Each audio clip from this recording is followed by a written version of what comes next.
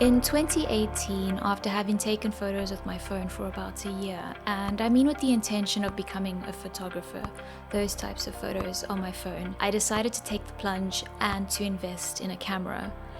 And given the YouTubers that I was watching at the time, I thought that Canon was the way to go.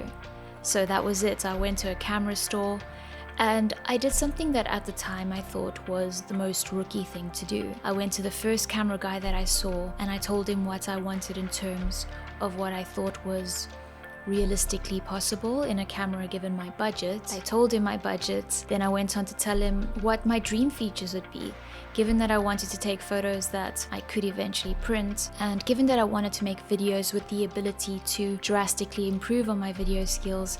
I figured that I could realistically afford the Canon 80D, but the option to shoot 4K video was a dream feature, and to take that further, the option to shoot 120 frame per second video was the real dream. The guy looked at me with a smile, and then he asked, "Have you considered the GH5? I said, "No, what's that?" And he took me over to show me the camera. He also got me to hold it and to explore and to play around with it. And this thing ticked all the boxes and beyond. So I decided to go home to do some extra research and all that, and that's it. I now shoot with Lumix cameras. Now looking back at it, so the supposedly rookie act of going in and telling the guy what I want in terms of a camera and what my budget was, those were probably two of the more professional grade questions one could ask when deciding which tools to invest in. What do I want from my camera, and what is my budget?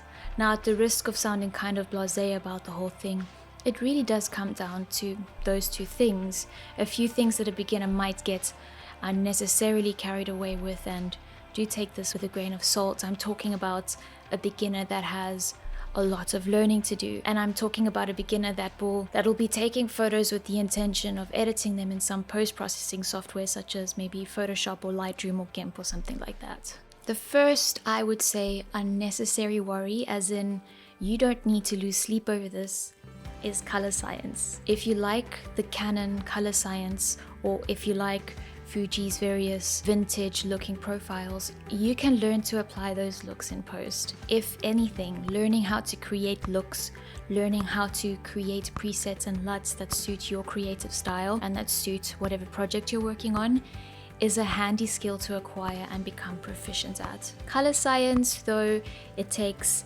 science to create a camera and the brand's look. Your preference is not so much objective as it is a question of taste or artistic preference. It's a subjective topic, and what is right and what is wrong is not set in stone. And what our eyes are drawn to in terms of color representation is not usually an accurate one. Having said that, if the answer to your question one, what do I want from my camera, is the primary thing I want from my camera is those vintage looks I see from Fuji, then that's that. You know what it is that you want.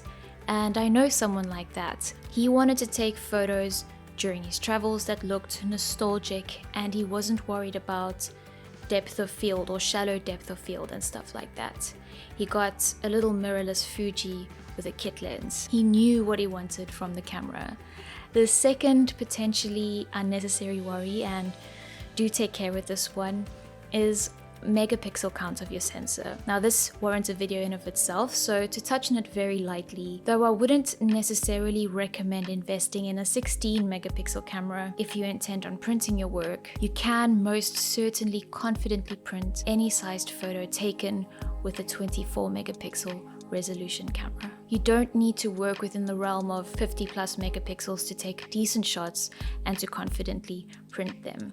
There is a lot more to it than that, because it's not only the amount of pixels that you can cram into a sensor, it's how much of each of those pixels are exposed to light. So it's essentially the quality of the pixels within your sensor to a significant extent. So for the beginners, it's important to note that you don't need that 50 megapixel camera to work your way to professional level printing. Some honorary mentions include dynamic range. If you focus on your ability to understand and manipulate light, any modern day camera will do just fine.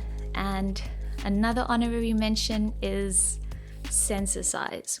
Now this is a complex one. Sensor size does matter. As someone who's been shooting with the Micro Four Thirds system for the past few years and who semi-recently started shooting with the full frame system, full frame is better, but you can take excellent photos and you can capture excellent quality video with a Micro Four Thirds sensor. A small sensor will definitely come with added restrictions and challenges to consider, but if a Micro Four Thirds sensor is all that you can responsibly afford compared to a full frame sensor, and keep in mind that I'm referring to lenses that come with these systems as well. If you enter your photography and video journey with a willingness to learn light, you'll be totally fine. And if anything, like with my experience, once you eventually find that you can move on to full frame, that shift will be all the more rewarding. Obviously, there are additional caveats. If you're planning to do mostly night photography or darker scenes, Micro Four Thirds is not the most outstanding choice. But that's why those two questions are the most relevant. What do you want from your camera, and what is your budget? If you don't like the idea of carrying heavy lenses for your hikes during which you plan on taking landscapes, maybe full frame is not for you, because those lenses get really big, especially those fast zooms. To a full frame camera, I chose this camera here because the body is smaller than my old Micro Four Thirds camera, but lens, and then suddenly. Now, there are shades of grey throughout, and sometimes a middle ground needs to be found, especially if you're on a tight budget or a strict budget. That's life and that's how it goes. But don't forget that pre-owned is always an option as well. Do your research, have an understanding of what you want from your camera, and do be wary of online forums. Anything else? Nope. I think that's it for today, folks. If there's anything that you feel is missing from that honorable mention list, do let me know. Don't forget to keep taking photos, keep making videos, take care of yourselves, and I'll catch you in the next one. And for today's video, 2 pocket lights on a whole little contraption thingy. Why? I don't know.